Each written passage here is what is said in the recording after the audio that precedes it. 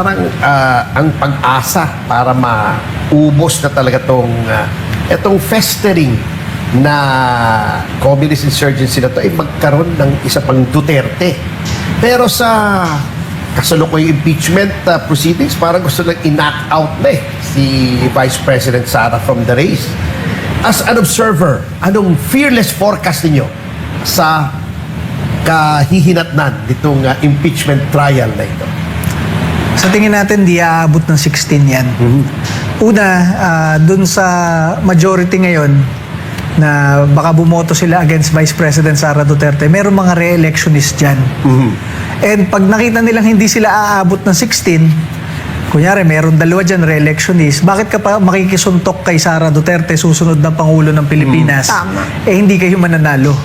Ang mangyayari pa dyan, kaysa umabot kayo ng 16, babaliktad ka pa, magpapakita ka pa ng suporta kay Vice President Sara Duterte dahil alam mong matatalo kayo at gusto mong makakuha ng malaking boto sa 2028. Diba? For example, in Mindanao, more than 90% are for the Dutertes.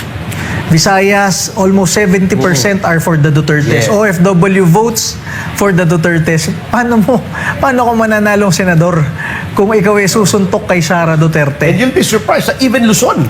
Even Luzon. Mataas. Oo. Mataas. And masabi natin dyan, sa kanilang propaganda against Vice President Sara Duterte, sa kanilang mga ginastos, di ba, laban kay Vice President Sara Duterte, kahit na ginawa nila yan, napakaraming hearing, napakaraming gastos, mula Kongreso hanggang Senado, tumaas pa yung ratings. Correct. Ng ating Vice President Sara Duterte. Bumaba pa yung ratings ng administrasyong ito. Ano ibig sabihin nun? Ibig sabihin, nakikita ng taong bayan ng katotohanan. Yes. Ang taong bayan, mayorya ay kakampi ni Vice President Sara Duterte.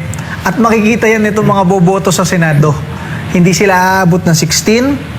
At yung matitira doon, babalimbing pa yung ibang re-electionist kasi gusto pa nilang manalo sa 2028. At masabi ko sa inyo, it is just 14 months before the filing. It is 21 months before the elections. Ang bilis ng oras, ano? Next year, makakita ka dyan, maraming kongresista. Desyembre next year, Duterte na uli sila.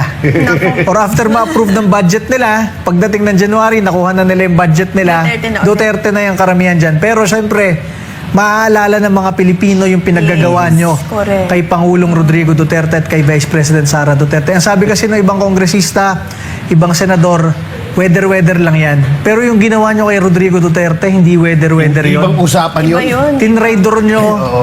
yung mga leader ng bansa, Rodrigo Duterte, Sara Duterte, na merong political will baguhin ang bansang ito. At dahil dyan nalugmok ang ating bansa, ganito na ang estado ng ating bansa, halos failed state na. Baksak ang piso, I agree. baksak ang stock market, ang kriminalidad tumaas na uli, yung mga baha, lumala yung baha dahil yung mga flood control peke, di ba? Saan ka nakakita ng ganon? Ang naghihirap milyong-milyong Pilipino at yung milyong-milyong Pilipino na yon, alam ang katotohanan na kailangan uli ng isang Duterte na may political will Yes. para dalhin sa tunay na pagbabago ang bansang ito. Sabi suportahan natin si Vice President Sara Duterte. Alam nyo hindi tao na plastic. Alam nyo kapag ayaw sa inyo ni Sara Duterte, hindi talaga kayo papansin. Hindi yan makikipagplastikan sa inyo. Yan ang mga kailangan natin. May political will, isang abogada, isang colonel sa reserve force, talagang merong isang magulang, isang nanay. Alam mo na merong direksyon ng ating bansa under Sara Duterte. Tama. Anyway, speaking of kay Sara, natatandaan ko meron tayong kapihan, parang presko na galit ka doon sa nung nabasa mo yung affidavit ni Ramil Madriaga. Ayan, oo. Ano to? Ano bang, bakit parang sabi mo pa, parang gusto mo nang uminom ng Lipitor pagkatapos nung mabasa mo. Ano bang kinagalit mo noon? Hindi, mapapainom ka talaga ng losartan. Losartan ba lang? Oo. Una, from my time in government, tapos hanggang kina Vice President Sara Duterte sa Davao, kaibigan naman natin lahat ng mga naging PSG commanders, yung mga Presidential Security Group commanders. Tinanong natin kung kakilala nila si Ramil Madriaga, hindi nila kilala. Tapos, ang pakilala ni Ramil Madriaga last year, siya daw PSG, tapos siya daw nagtayo ng VP PSG.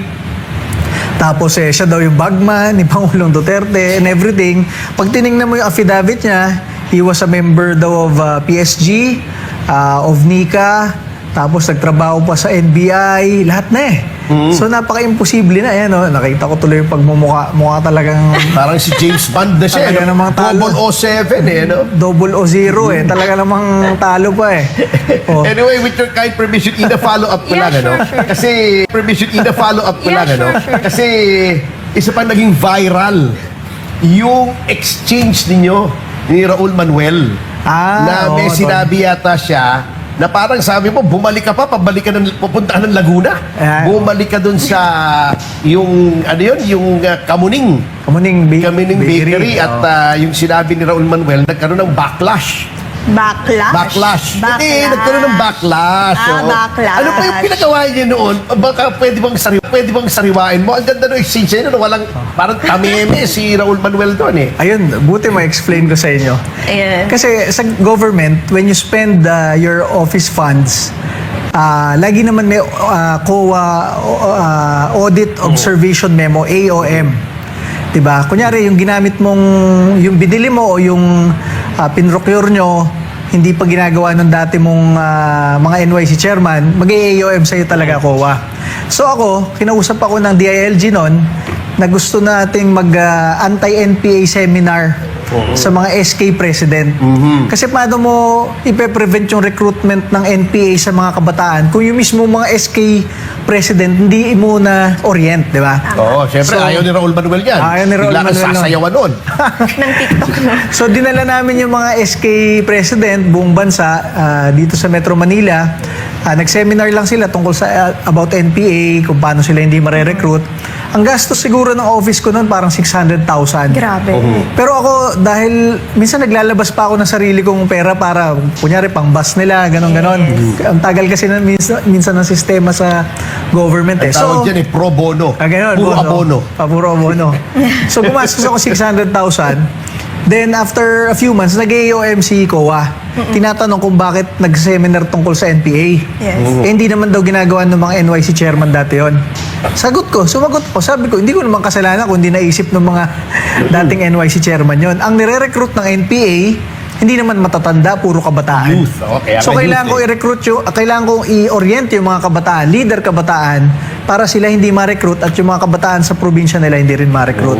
So, nung Correct. in-explain ko yon, one pager lang naman, approve kay COA. So, okay na, wala nang problema. Kasi kung hindi approve yun, kailangan mong bayaran eh. Ngayon si Raul Manuel, lumabas sa Kongreso, dala-dala yung initial na AOM na yon, yung tinatanong ako. Tapos nag-speech doon, anong ginawa mo dito, Mr. Cabema, ganun-ganon. Hindi namin i-approve yung NYC budget next year dahil meron kang ganito. Eh, hindi ka naman makasalita nung nagwawala siya sa Kongreso. Hindi ko naman ma-explain na wala na yan. In-explain ko na yan sa COA, naintindihan na nila. Correct. So, Taray ni Akla, no? oo, taray ni Raul Manuel eh. So, nag-ano ako, nasa siya, Kamuning Bakery, tapos nakita ko siya doon, bumabanat pa rin sa akin. Eh di, nag-U-turn ako sa SLEX, attorney, punatahan ko sa Kamuning Bakery. Di sinugod ko doon. First time namin magkaharap doon. Sabi ko, ayun, yan. Yun, Sabi ko, oo. dito mo sabihin yung Ganda lalaki. sinabi mo sa Congress. Pag dito mo sinabi yun, kasuhan kitang libel kasi talagang walang ka-issue-issue yung ginagawa mo. Hindi naman niya masabi. So, 2 oras kami dyan. Ganun siya. Ganun. Ewan ko anong ibig sabihin. Tapos nung tinanong ko na siya, ba't hindi ka nagsasalita tungkol sa recruitment ng NPA? Eh di lalo na siyang namula, hindi na niya alam. O siya, siguro namumula dahil nahihirapan na siya. Ako namumula na dahil nagagalit ako sa kanya. Sabi ko, bakit tayo nagpapasweldo na isang government official katulad mo na kapag napapatay yung mga pulis at sundalo, yung mga kabataan sa bundok, Yeah. hindi ka naman nagkokondena. Oh, so, ayan, ganyan naging usapan. Simula nun, hindi na ako in-engage na ni Raul Manuel. Napahiya na yata. Ayun niya. yun, no? Feeling ko nga hindi Viral po siya na yan. namumula eh. Feeling ko nagbabiolate siya dyan. Baka naman nag-blush yung nakita ka. Ay, Ay. So, Chairman, may iba naman ako, no? Going back to 2017, nabalitaan ko na si VP Sara po ang nag-officiate ng wedding yun ni Kong Ay. Michelle sa Davao City, no? Oo. Having known her for many years, ano po sa tingin niyo ang side ni VP Sara na hindi nakikita ng publiko bilang kaibigan niyo po siya ng matagal na panahon? una, Kasi parang kung ano naman nararamdaman ni ma'am, pinapakita niya talaga sa publiko eh. Oo. Yung totoo. katulad nga ng sabi ko, hindi naman siya plastic eh. Kung Totoo yan. ayaw niya sa'yo, lalo sa ibang politiko na balimbing, hindi ka talaga pansinin nila. Sino po yan? Yung politikong bilimbing. Ah, Itago maraming na lang balimbing, natin oo. sa pangalan. Lilista na natin lahat yan, no? Pero si ma'am talagang maasikaso sa kanya mga anak. Gusto nga niyang mauwian lagi yung mga anak niya. Tapos kay Ninong Mans, kay Attorney Mans, lagi sila magkasama. Talagang nabibisi lang sa trabaho kasi talagang tutok siya dun sa anti-NPA talaga. Tama. Na ang mga kabataan di ma-recruit. Ngayon, in-issue pa siya dyan. Walang kakwenta-kwenta yan, yung issue na yan. Yes. Kaya nasa impeachment na yan. Sasabihin pa nga, bakit na gumagamit ng aliases?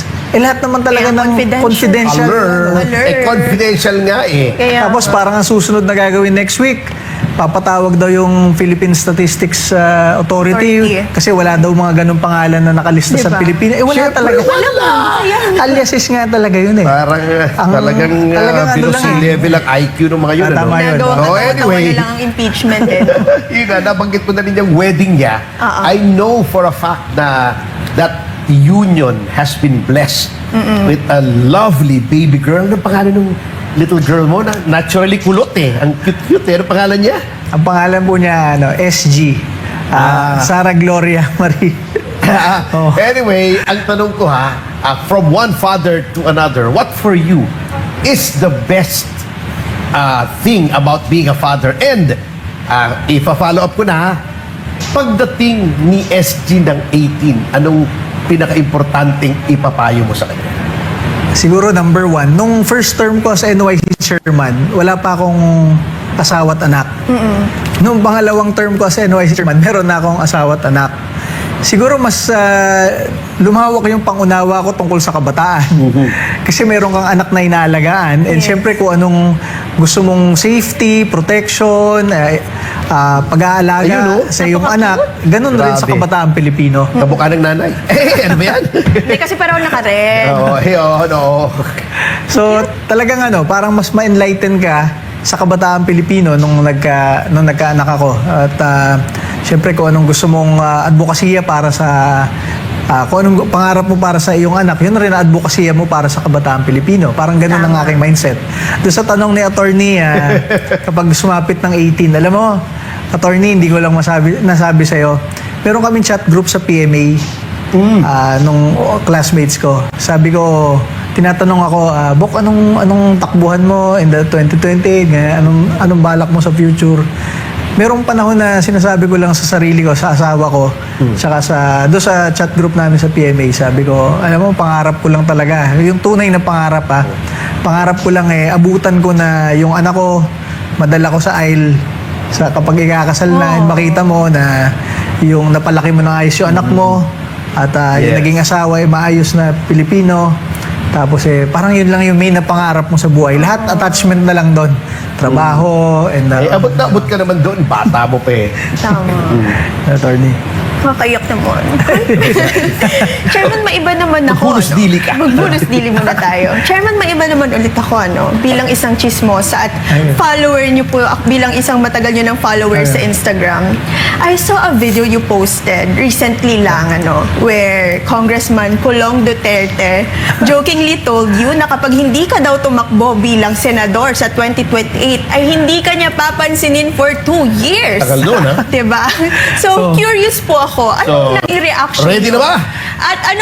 At ito ang tanong ng nakararami. Kayo po ba ay may planong tumakbo bilang senador sa 2028? Oh, Gina ba? Alam nyo, katotohanan dyan. Sa kongreso kasi, may mga congressmen doon, mga kaibigan natin. Tinetext ako this past few weeks. Sabi, Kong tawag sa akin. Kong, sabi dito ni Kong Pulong, pinapatakbo ka daw niyang senador. Kaya nga. So, tinatawagan ko si Kong Pulong lagi. Sabi ko, oy, boss, hindi ako tatakbo. Mahirap yan, na-trauma na nga ako sa kongreso, gano'n. So, when I went to Davao for Kadayawan, ayun, ka-dinner ko si Kong Pulong. Ayun na, tinaas na yung kamay ko. Sabi, Nakita mo nga yun eh. kapag hindi ka tumakbo, hindi na kita kakausapin, gano'n. Kumbaga, nagpapasalamat tayo kay Kong Pulong, syempre kay Pangulong Duterte, kay Vice President Sara Duterte. Lagi naman tayong in-endorso dati pa sa party list from 2019, 2022, 2025. Kaya lang ako, na-trauma na ako dyan sa ano eh. Saka nakakita ng tumakbo ko ng 2019, nanalo, hindi nakaupo. Last year, nanalo tayo, 3 seats sa Kongreso, pinanalo tayo ng mga Pilipino, hindi pa rin tayo nakaupo. Na-trauma na tayo dyan eh. Sabi ko kay Kong Pulong, Kung ang pangarap ko na lang, pag sinuwerte ang second Duterte administration, mag-apply ako.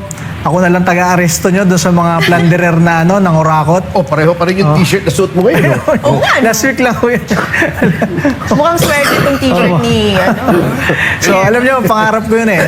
Alam mo yung dati, yung mga ina-arrestong mga drug addict, di ba? Tapos yung kapag lumaban ka, nagbunot ng baril yung drug addict, babarilin yung pulis, ayun, napapalaban, di ba? Yes. Parang wala pa tayo nakitang gano'n ng mga politiko eh, no? Yung parang huhulihin ka na ng estado, mga nang Orakot kayo. Tapos, pati yung mga security nyo hindi makagalaw kasi arestohin na kayo ng bagong administrasyong Duterte. O, yun ang pangarap natin next time. Arestohin yung konting mga... kiss na lang. O, yan, di ba, Tony? Yun. Okay guys, yun lang ang video natin for today. At don't forget to follow, like, share, subscribe to my YouTube channel. At marami pong salamat sa inyong lahat. God bless everyone. I love you all. Bye-bye.